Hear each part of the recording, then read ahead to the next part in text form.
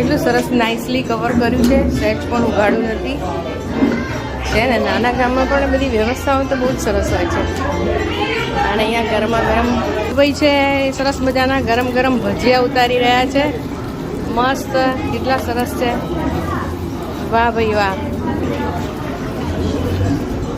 બેન સરસ મજાનું કચુંબર કાપે છે.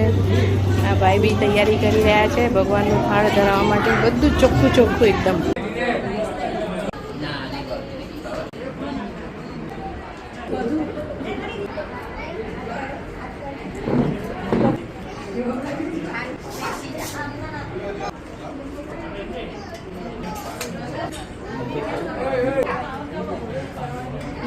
દેશી સ્ટાઇલ